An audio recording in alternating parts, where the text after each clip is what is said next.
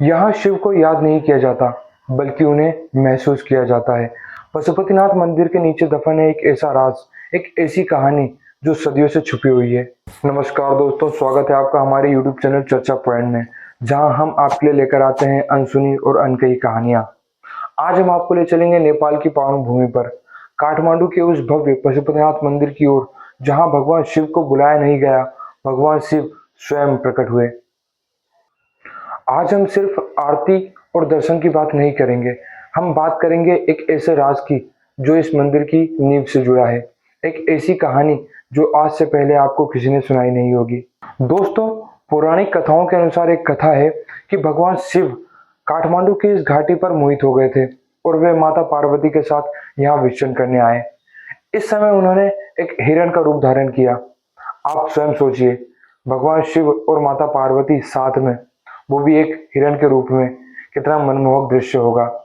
और यही दृश्य वहां के स्थानीय लोगों ने देखा। वे उस हिरण पर मोहित हो गए। वे नहीं जानते थे कि इस दिव्य हिरण के रूप में स्वयं महादेव और माता पार्वती हैं। वे उस हिरण का शिकार करना चाहते थे। हिरण का पीछा किया गया। भगवान शिव अपनी लीलाओं के लिए जाने जाते हैं, इसके पीछे भी उनकी ही लीला थी। वे चाहते थे कि उनका रूप स्थानीय लोगों के सामने ना आए। वे वहां से भागने लगे और संघर्ष हुआ। शिकारियों ने हिरण को चारों तरफ से घेर लिया और उन पर बाण चलाए। बाण महादेव यानी कि हिरण के सिंग पर जाकर लगा और इस हिरण वहीं पर गिर गया। जब शिकारी हिरण के पास पहुंचे तो हिरण दिव्य प्रकाश के रूप में बदल गया और वहां पर प्रकट हुए स्वयं महादेव यानी कि शिव। दोस्तों, जैसे ही वहां शिव प्रकट हुए, स्थानीय लोग यानी कि शिकारी डर गए और अपनी भूल का एहसास हुआ। उन्होंने भगवान शिव से क्षमा मांगी। दोस्तों, कहानी यहाँ खत्म नहीं होती। शिकारियों ने हिरण के ऊपर जो बाण चलाया था और उस बाण से हिरण के सिंग जिस स्थान पर गिरे, उस स्थान पर एक शिवलिंग प्रकट हुआ, एक पंचमुखी शिवलिंग। जी हाँ दोस्तों, हमें देखने के लिए केवल चार मुख ही दिखते हैं। उत्तर, दक्षिण, पूर्व, पश्चिम, सबकी एक अलग शक्ति है, सबका एक अलग महत्व है। लेकिन पांचवा शिवलिंग यानी कि पांचवा मुख हमें देखने को नहीं मिलता, क्योंकि यह पाताल लोक की ओर इशारा करता है। इसके बारे में हम वीडियो के आगे बात करेंगे। एक कहानी यह भी है कि एक ग्वाला अपनी गाय चराने रोजाना यहाँ आया करता था और उसने देखा कि उसकी गाय रोजाना उसी स्थान पर जाती है और अपना सारा दूध गिरा देती है। ना कोई पूजा, ना कोई मंत्र, सिर्फ सहज समर्पण। ग्वाले को संदेह हुआ। उसने उस जगह की खुदाई कराई और वहां पर निकले स्वयं महादेव यानी कि स्वयं महादेव का शिवलिंग। यह कथा हमें बताती है कि पशुपतिनाथ किसी साम्राज्य की योजना नहीं, किसी सत्ता का ऐलान नहीं, बल्कि शिव की स्वयं की पसंद थी। यहीं से साफ हो जाता है कि यह स्थान किसी शक्ति प्रदर्शन का परिणाम नहीं, बल्कि एक स्वीकृति है। यहाँ भगवान शिव को खोजा नहीं गया, बल्कि भगवान शिव स्वयं प्रकट हुए। महाभारत काल का भी एक ऐसा किस्सा है। कहा जाता है कि पांडव वनवास काल के दौरान भगवान शिव को पाना चाहते थे। वे जानते थे कि भगवान शिव सामने से नहीं दर्शन देते, उन्हें खोजना पड़ता है। उन्होंने उनकी खोज की और उस दिव्य हिरण को देखकर पहचान गए कि यह कोई और नहीं, भगवान शिव ही है। संघर्ष हुआ और भगवान शिव जहां प्रकट हुए, वह स्थान पशुपतिनाथ कहलाया। इन सारी कथाओं को अगर आपने ध्यान से सुना होगा तो एक समानता देखने को मिलती है। वो क्या है? भगवान शिव स्वयं ही यहाँ प्रकट होते हैं और स्वयं ही छुपते हैं।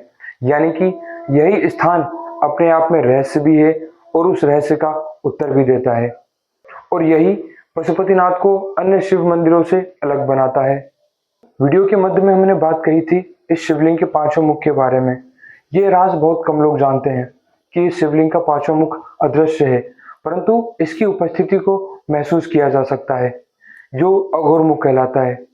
यह अघोर मुख मृत्यु के पार देखता है। यही इस मंदिर की असली शक्ति का केंद्र है। यह सब जानता है और यही हमें बताता है कि जीवन और मृत्यु सिक्के के दो पहलू हैं।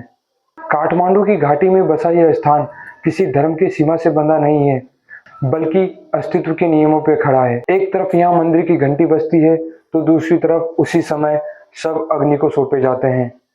कोई पर्दा नहीं, कोई दीवार नहीं, कोई दूरी नहीं, और यहीं जीवन और मृत्यु दोनों एक ही फ्रेम में देखे जा सकते हैं और इन दोनों के बीच में खड़े हैं भगवान शिव। कहा जाता है कि काठमांडू की घाटी कभी एक विशाल झील हुआ करती थी। जैसे जैसे समय बदला, जल हटा और उसके नीचे से निकली एक ऐसी सभ्यता और उस स्थान पर उभरा पशुपतिनाथ का मंदिर। पशुपति यानी कि सभी प्राणियों के स्वामी। इसी वजह से पशुपतिनाथ मंदिर एक पूजा स्थल नहीं बल्कि जीवन और मृत्यु के चक्र को समझने वाला स्थान भी माना जाता है। यहाँ आने वाले भक्त मृत्यु के भय से मुक्ति पाते हैं और मोक्ष की कामना करते हैं। इसलिए पशुपतिनाथ मंदिर में होने वाली पूजा और आरती का भी अलग विधान है। हर मुख के लिए अलग मंत्र, अलग पूजा, अलग आरती होती है।